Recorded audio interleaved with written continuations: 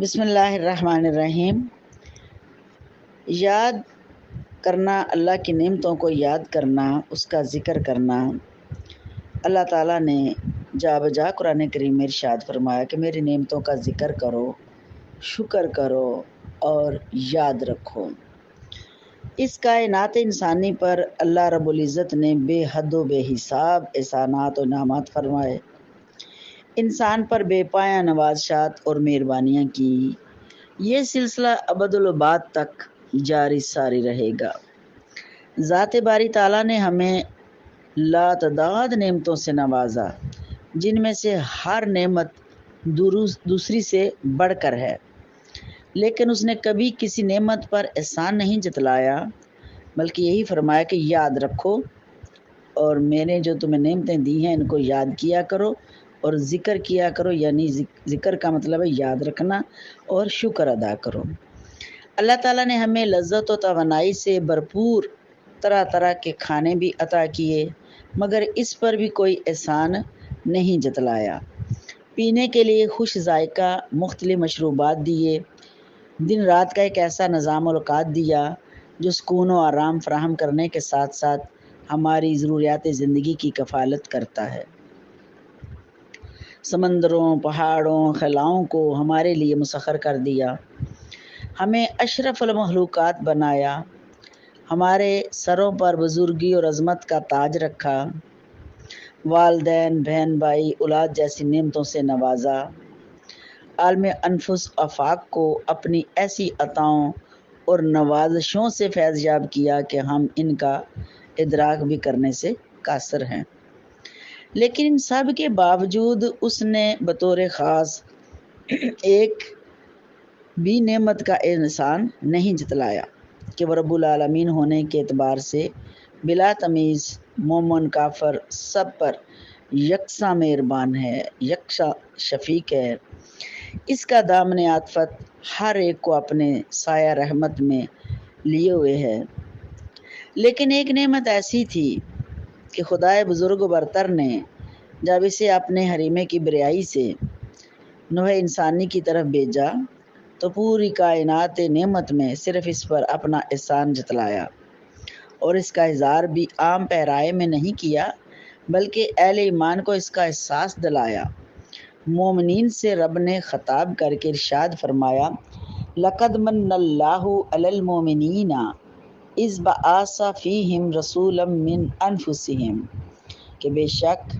اللہ تعالیٰ نے مسلمانوں پر بڑا احسان فرمایا کہ انہی میں سے عظمت والا رسول بھیجا صلی اللہ علیہ وسلم۔ اسلام میں اللہ جلہ کی نعمتوں اور اس کے فضل و کرم پر شکر بجا لانا تقاضۂ عبودیت و بندگی ہے، لیکن قرآن نے ایک مقام پر اس کی جو حکمت بیان فرمائی وہ خاصی معنی خیز ہے۔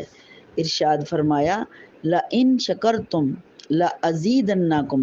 وَلَئِن كَفَرْتُمْ إِنَّ عَذَابِي لَشَدِيدٌ اگر تم شکر ادا کرو گے، جو نعمتیں میں نے تمہیں دی ہیں اس پر تم شکر ادا کرو گے تو میں تمہارے لیے نعمتوں میں اضافہ کر دوں گا، اور اگر تم ناشکری کرو گے تو میرا عذاب یقیناً سخت ہے۔ اس آیت کریمہ کی روح سے نعمتوں پر شکر بجا لانا مزید نعمتوں کے حصول کا پیش خیمہ بن جاتا ہے۔ پھر نعمتوں پر شکرانہ صرف امت محمدیہ صلی اللہ علیہ وسلم پر ہی واجب نہیں، بلکہ پہلی قوموں کو، پہلی امتوں کو بھی اس کا حکم دیا جاتا رہا۔ قرآن کریم میں ارشاد فرمایا، وَظَلَّلْنَا عَلَيْكُمُ الْغَمَامَ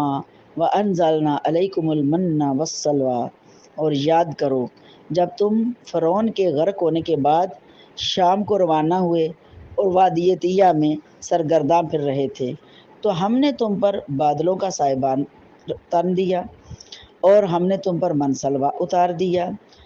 تو قرآن مجید نے دیگر مقامات پر خاص نعمتوں کا ذکر کر کے ان کے ایام کے حوالے سے انہیں یاد رکھنے کا حکم دیا ہے۔ پھر نعمتوں پر خوشی اور مسرت کا اظہار کرنا سنت انبیاء علیہ السلام بھی ہے۔ حضرت عیسیٰ علیہ السلام نے جب اپنی قوم کے لیے نعمت معاہدہ طلب کی تو اپنے رب کے حضور یوں عرض گزار ہوئے، ربنا انزل علینا مائدۃ من السماء تکون لنا عیدا لاولنا وآخرنا وآیۃ منک، کیا ہمارے رب ہم پر آسمان سے خوان نعمت نازل فرما دے کہ اس کے اترنے کا دن ہمارے لیے عید یعنی خوشی کا دن ہو جائے، اگلوں کے لیے بھی اور ہمارے پچھلوں کے لیے بھی، اور خوان تیری طرف سے تیری قدرت کاملہ کی نشانی ہو، یعنی کھانے کی نعمت اترنے پر ہم عید منائیں جو تیری طرف سے ہو، عید کا دن بھی بنے، خوشی کا دن بھی ہو، اگلوں کے لیے بھی پچھلوں کے لیے بھی، اور نشانی بھی ہو جائے۔ قرآن مجید نے اس آیت کریمہ کے ذریعے اپنے نبی کے حوالے سے امت مسلمہ کو یہ تصور دیا ہے کہ جس دن نعمت الہی کا نزول ہو اس دن جشن منانا شکرانہ نعمت کی بہت خوبصورت ایک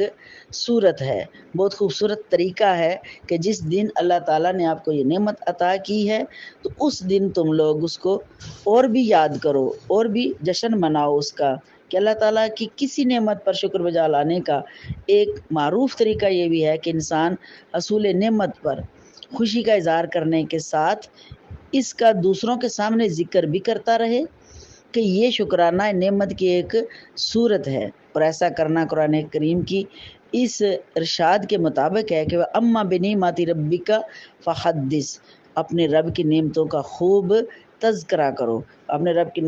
نعمتوں کا جب تذکرہ کرنا ہے تو تذکرہ کیسے ہوگا کہ جب ہم دوسروں کو بھی اس خوشی کا اظہار کر کے بتائیں گے کہ یہ اللہ نے ہمیں نعمت دی ہے، کیونکہ رب قرآن میں کہہ رہا ہے کہ تذکرہ کرو، یاد کرو میری نعمتوں کو جو میں نے تمہیں دی ہیں، اور پھر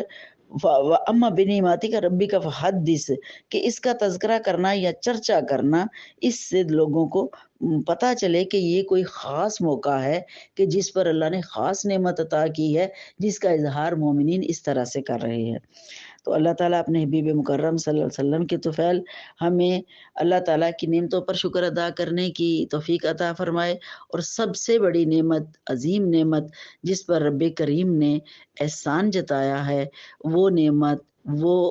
نعمت عظمیٰ، وہ رب کا فضل عظیم ہم سب مومنوں کی جان وہ میرے آقا کریم صلی اللہ علیہ وسلم ہیں، اور سب سے بڑی نعمت اللہ تعالیٰ نے ہمیں عطا فرمائی ہے۔ اللہ تعالیٰ ہمیں صحیح معنوں میں آقا کریم صلی اللہ علیہ وسلم کی غلامی اور عشق و محبت کا رشتہ اور تعلق کو مضبوط کرے۔ وآخر دعوانا الحمدللہ رب العالمین۔